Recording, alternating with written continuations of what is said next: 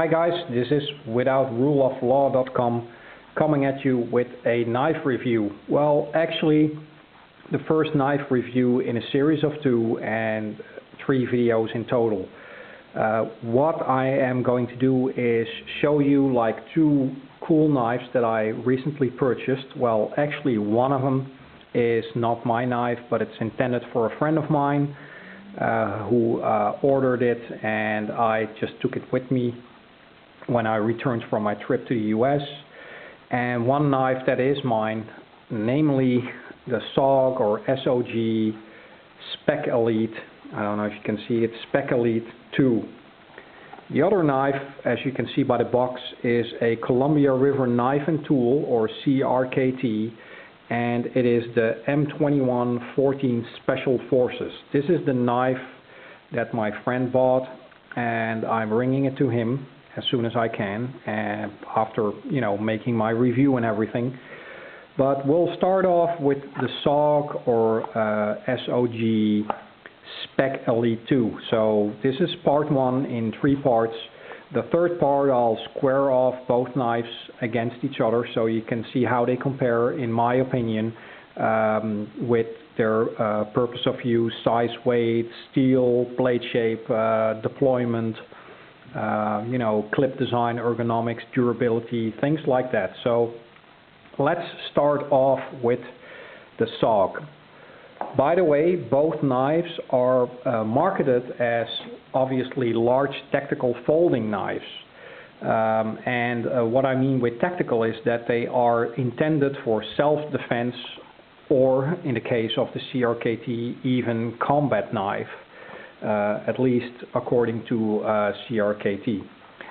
Well, let's unbox this sucker.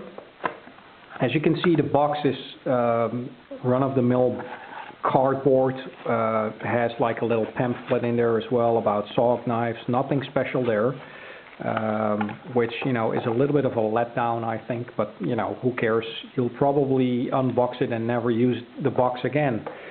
Let's put that away. The knife comes in a plastic wrapper, really cheap. Let's put that away. And here we have the SOG Spec-Elite II. This knife is actually based on the Pentagon Elite II, which is a dagger style knife and has exactly the same features as this knife, except, and we'll go into that, it has a serrated blade, and it's actually more of a dagger style knife. Let's open it up so you can have a full view of this beautiful knife. Take that, I would say. So what do we have here? We have a knife which falls in the category of large tactical folders. With large, I mean the blade, it's 5 inches, 12.7 centimeters.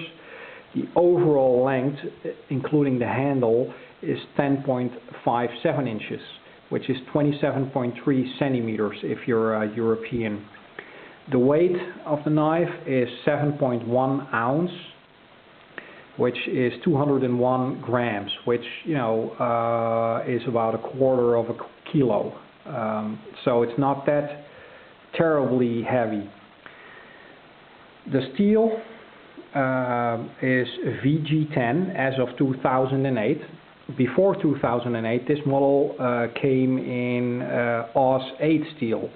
Now, as I understand it, VG10 has better metallurgical characteristics than AUS 8, although, as I understand it, and I'm not an expert on this, they're pretty close when it comes to the material. So, as you can see, it's a fairly large knife. It has a ambidextrous reversible but only tip down clip on it, which means you can put it on the left side or the right side, but you can't put it on top of the handle. So you can just carry it either like this, tip down, tip up, sorry, or like this. I said tip down, I think, but it's tip up only, as you can see. Okay, so The handle material is from Zytel, as it's called by SOG, which is, in my opinion, just a fancy word for plastic. It feels good. It has a good grip. Let's put it this way.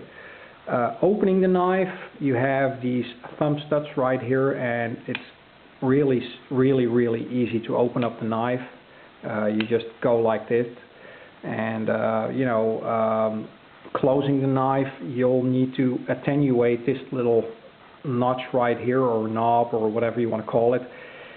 That is what SOG calls the arc lock.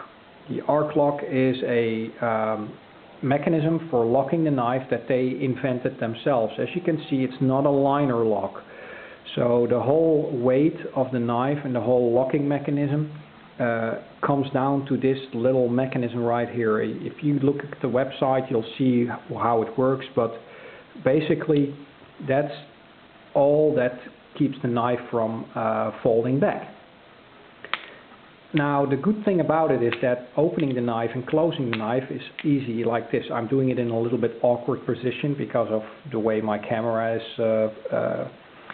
pointing, but that's basically how you can open it up. You can open it up by just using this, and you can close it up easy as well. How reliable this lock is, I don't know, but I've read on a Blade forum, that some guy tried to check it out and just hammer the knife like this into a tree all the way up here, and then started to stand on it. According to the website, I think, and I'm not quite sure, if not I'll annotate it, the weight that this thing can hold before it buckles up is 1,000 pounds, which should be enough for any kind of usage that you can come up with. Basically, like I said, it's a ambidextrous knife, reversible, tip up only, like so. And I like the shape of it. It's got a rather, I don't know if you can see it well enough, spine like this.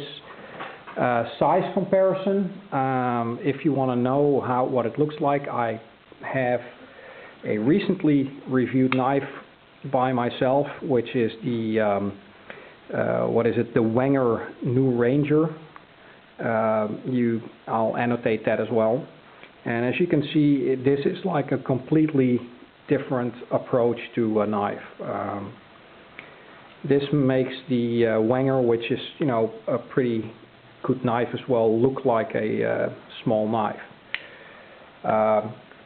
Another comparison might be, here it is, the Winchester Par 5, which I bought recently at Walmart for 15 bucks, which is a really decent pocket knife, I think. Has a serrated blade and a non-reversible clip, like that as well. But maybe the best size comparison, and let me put this down for a second, and I'll have to hurry up, is actually a non-folding knife, and I have one right here. It's the Buck Nighthawk, and as you can see, the overall length is almost the same. It's crazy, but yeah, it's just barely smaller than the Buck Nighthawk, which is, I still like it as a good survival knife. Anyhow, I'm very partial to the design of the SOG. I like the way it opens and closes up, and let's see how it squares off against the CRKT in the next video. So that's it for now. Signing off. This is withoutruleoflaw.com with the SOG Spec-Elite II knife, large tactical fold.